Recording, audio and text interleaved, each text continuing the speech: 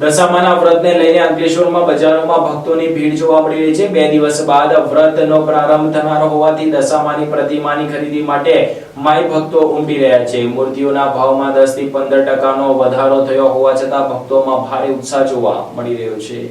દશામાના વ્રત દરમિયાન માતાજીની ભક્તિમાં લીન બનીને શ્રદ્ધાળુઓ વિવિધ ધાર્મિક વિધિઓ સાથે માતાજીની આરાધના કરતા હોય છે, જેના પગલે અંકલેશ્વરના બજારોમાં પણ દશામાની નયનરમ્ય અને આકર્ષક પ્રતિમાઓનું વેચાણ શરૂ થઈ ગયું છે। વિવિધ કદ, સ્વરૂપ અને રંગબેરંગી સાજ શણગાર સાથેની પ્રતિમાઓ ભક્તોના આકર્ષણનું કેન્દ્ર બની છે। વેપારીઓના જણાવ્યા મુજબ ચાલુ વર્ષે મૂર્તિઓના ભાવમાં ગત વર્ષની સરખામણીએ અંદાજે 10 થી 15% વધારો થયો છે। તેમ છતાં દશામાની ભક્તિ પ્રત્યેની શ્રદ્ધાને કારણે ભાવ વધારાની અસર ખરીદી પર ખાસ જોવા મળી રહી છે। ભક્તો ઉત્સાહભેર માતાજીની પ્રતિમાઓની ખરીદી કરી રહ્યા છે। આ વર્ષે ખાસ કરીને વસ્ત્ર પરિધાન, આભૂષણો, સાજ શણગાર અને આકર્ષક મુખાકૃતિ ધરાવતી પ્રતિમાઓની માંગમાં વધારો જોવા મળી રહ્યો છે। માતાજીની સ્થાપના પૂર્વે ભક્ત મંડળો દ્વારા વાજતે ગાજતે અને ડીજેના તાલે શોભાયાત્રા કાઢવાની તૈયારી શરૂ કરી દેવાઈ છે। રાત્રિના સમયે યોજાતી આ શોભાયાત્રાઓ રંગબેરંગી લાઇટિંગ, સંગીત અને ભક્તિભાવના કારણે નગરમાં ભારે આકર્ષણ જમાવશે। આગામી દિવસોમાં ભક્તોની ભીડમાં વધુ વધારો થવાની વેપારીઓને આશા છે। દશામાના વ્રતના પ્રારંભ પૂર્વે જ અંકલેશ્વરમાં ભક્તિનો માહોલ છવાયો છે અને દશામાના દર્શનથી ભક્તોની દશા સુધરે તેવી આસ્થાની સાથે માય ભક્તો માતાજીની આરાધના માટે આતુર બન્યા છે।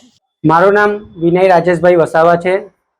લગભગ 25 થી 20 વર્ષની આસપાસ દશા માતાજીની જ્યોતિ ટોકીઝ પર અમે પ્રતિમાનું વેચાણ કરીએ છીએ।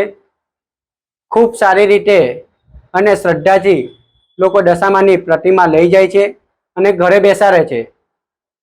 લગભગ ગણતરીના 2 દિવસ બાકી છે ત્યારે ખૂબ સારી રીતે દશા માતાજીની પ્રતિમાનું વેચાણ થઈ રહ્યું છે અને લોકો શ્રદ્ધાથી દશામાની પ્રતિમા લઈ જઈ રહ્યા છે।